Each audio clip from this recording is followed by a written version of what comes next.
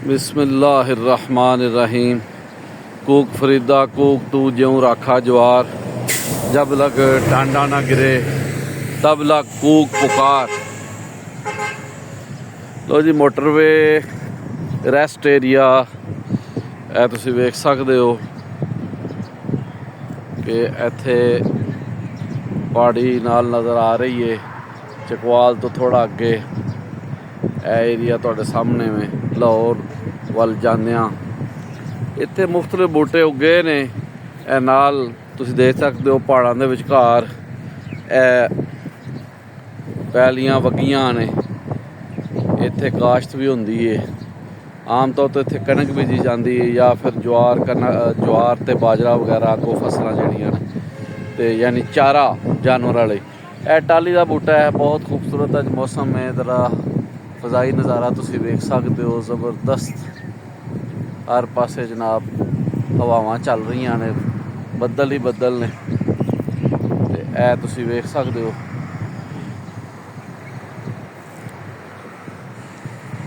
ਯਾਨੀ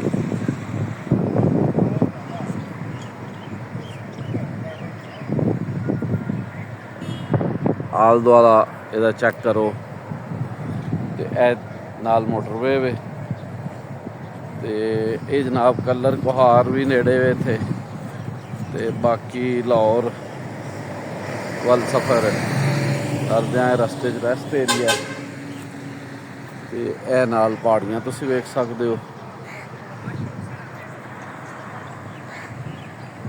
ਇਹ ਪਹਾੜੀ ਏਰੀਆ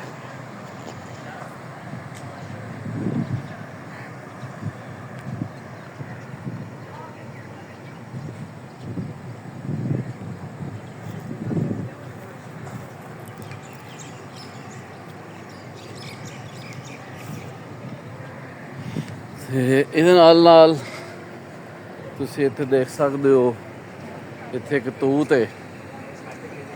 ਤੂਤ ਕਾਲੇ ਤੂਤ ਪੱਕੇ ਹੋਏ ਨੇ, ਇਹਦਾ ਨਜ਼ਾਰਾ ਵੀ ਤੁਸੀਂ ਵੇਖ ਸਕਦੇ ਹੋ। ਅਤੇ ਬਾਕੀ ਇੱਧਰ ਜਿਹੜਾ ਨਾ ਆਪਣਾ ਮੋਟਰਵੇ ਵੇ, ਬੱਸਾਂ ਆ ਰਹੀਆਂ ਨੇ ਰੈਸਟ ਏਰੀਏ ਦੀ ਵੱਲ। ਇਹ ਸਾਰਾ ਮੁਸ਼ਾਹਿਦਾ ਤੁਸੀਂ ਕਰ ਸਕਦੇ ਹੋ।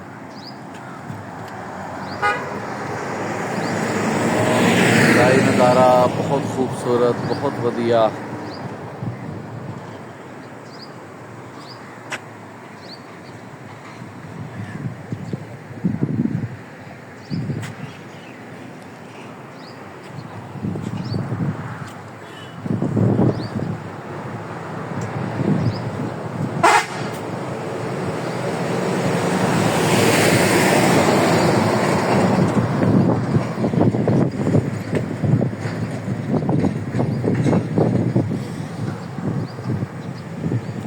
ਇਹ ਤਰੇਕ ਦਾ ਬੂਟਾ ਵੀ ਉੱਗਿਆ ਹੈ, ਇਹਦਾ ਨਜ਼ਾਰਾ ਵੀ ਤੁਸੀਂ ਕਰ ਸਕਦੇ ਹੋ।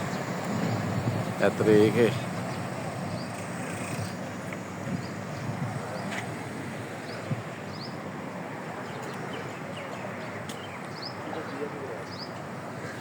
ਇਹ ਇੱਕ ਸੈਰਗਾਹ ਵੀ ਹੈ, ਜਿਸ ਤਰ੍ਹਾਂ ਕਿ ਅੱਗੇ ਵੀ ਕੂਕ ਪਾਕਿਸਤਾਨ ਕੂਕ ਆਪਣੇ ਚੈਨਲ YouTube ਚੈਨਲ ਕੂਕ ਪਾਕਿਸਤਾਨ ਕੂਕ ਦੇ ਹਵਾਲੇ ਨਾਲ ਆਪਣੇ ਵੇਖਣ ਸੁਣਨ ਵਾਲਿਆਂ ਦੇ ਅੱਗੇ ਕਹਿ ਚੁੱਕਿਆ ਕਿ ਪਾਕਿਸਤਾਨ ਦੇ ਅੰਦਰ ਹਰ ਥਾਂ ਤੁਹਾਨੂੰ ਐਸੇ ਮਕਾਮਾਤ ਮਿਲਣਗੇ ਜਿਹੜੇ ਸੈਰ ਲਈ ਬੜੇ ਮੌਜ਼ੂ ਨੇ। ਬਹੁਤ ਵਧੀਆ ਇੱਥੋਂ ਦਾ ਸਿਲਸਿਲਾ ਹੈ ਅਤੇ ਇਹ ਜਨਾਬ ਤੁਸੀਂ ਵੇਖ ਸਕਦੇ ਹੋ। ਚੀਜ਼ਾਂ ਨੂੰ ਬਸ ਮੁਨਜ਼ਮ ਕਰਨ ਦੀ ਜ਼ਰੂਰਤ ਹੈ। ਜਿਸ ਤਰ੍ਹਾਂ ਸਰੂ ਦਾ ਬੂਟਾ ਹੈ, ਬੜਾ ਖੂਬਸੂਰਤ ਲੱਗ ਰਿਹਾ ਇੱਥੇ। ਇਹ ਦੇਖੋ, ਇਹ ਸਾਹਮਣੇ ਵੀ ਲੱਗੇ ਨੇ ਸਰੂ ਦੇ ਬੂਟੇ। ਇਹ ਨਾਲ ਹਵਾਵਾਂ ਚੱਲ ਰਹੀਆਂ ਨੇ ਔਰ ਇਹਦੇ ਨਾਲ ਤੁਸੀਂ ਵੇਖ ਸਕਦੇ ਹੋ। ਇੱਕ ਪਾਸੇ ਲਿਖਿਆ ਹੈ ਇਸਲਾਮਾਬਾਦ, ਤਲਾਗੰਗ, ਚਕਵਾਲ। ਇੱਧਰ ਲਿਖਿਆ ਹੈ ਲਾਹੌਰ, ਪਿੰਡ ਦਾਦਦ ਖਾਨ ਅਤੇ ਕਲਰ ਕੁਹਾਰ। ਯਾਨੀ ਕਲਰ ਕੁਹਾਰ 3 ਕਿਲੋਮੀਟਰ, ਪਿੰਡ ਦਾਦਦ ਖਾਨ ਜਿਹੜਾ 52 ਕਿਲੋਮੀਟਰ ਅਤੇ ਲਾਹੌਰ 249। ਇਹ ਪਹਾੜ ਵੇਖ ਸਕਦੇ ਹੋ ਅਤੇ ਇਹ ਮੋਟਰਵੇ ਵੇ ਜਨਾਬ। ਮੋਟਰਵੇ ਇੱਕ ਇਨਕਲਾਬੀ ਇਕਦਾਮ ਸੀ, ਇੱਕ ਬਹੁਤ ਵੱਡਾ ਕਦਮ ਜਿਹਦੇ ਨਾਲ ਫਾਸਲੇ ਘਟ ਗਏ ਸਨ ਜਦੋਂ ਮੋਟਰਵੇ ਬਣਨਾ ਸ਼ੁਰੂ ਹੋਈ ਤੇ ਮਜ਼ੀਦ ਇਹਨੂੰ ਤੋਸੀ ਕੀਤੀ ਜਾ ਰਹੀ ਹੈ। ਨਾਲ ਤੁਸੀਂ ਜਵਾਰ ਵੇਖ ਸਕਦੇ ਹੋ, ਇਹ ਜਵਾਰ ਦੀ ਫਸਲ ਉੱਗੀ ਹੈ, ਮਕਈ।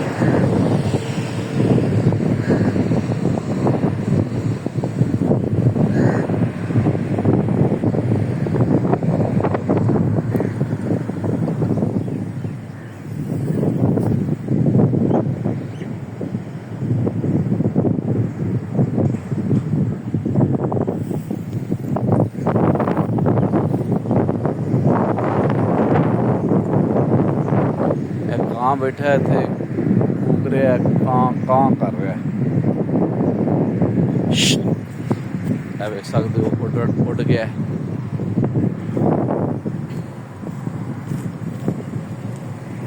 ਉਹ ਬਗਲੇ ਵੀ ਫਜ਼ਾ 'ਚ ਮੌਜੂਦ ਨੇ। ਫਜ਼ਾਈ ਨਜ਼ਾਰਾ ਹੈ ਮਾਸ਼ਾਅੱਲਾ, ਬਹੁਤ ਖੂਬਸੂਰਤ ਮੰਜ਼ਰ ਹੈ ਤੇ ਰਾਹ 'ਚ ਰੋਕ ਕੇ ਤੁਸੀਂ ਇਹ ਨਜ਼ਾਰੇ ਵੇਖ ਸਕਦੇ ਹੋ। ਪਹਾੜੀ ਤੇ ਮੈਦਾਨੀ ਇਲਾਕਾ, ਚਕਵਾਲ, ਤਲਾਗੰਗ, ਪਿੰਡ ਦਾਦਲ ਖਾਨ, ਕਲਰ ਕੁਹਾਰ। ਤੇ ਇਹ ਜੇਹਲਮ ਚਕਵਾਲ ਦੇ ਇਲਾਕੇ ਨੂੰ ਸਾਲਟ ਰੀਜਨ, ਲੂਣ ਵਾਲਾ ਇਲਾਕਾ ਜਾਂ ਲੂਣ ਵਾਲੀ ਜੂ ਵੀ ਕਿਹਾ ਜਾਂਦਾ, ਕਿਉਂਕਿ ਇੱਥੇ ਖਿਓੜਾ ਨਮਕ ਦੀ ਕਾਣ ਵੀ ਹੈ, ਜਿੱਥੋਂ ਦੁਨੀਆ ਦਾ ਬਿਹਤਰੀਨ ਲੂਣ ਪੈਦਾ ਹੁੰਦਾ ਹੈ। ਔਰ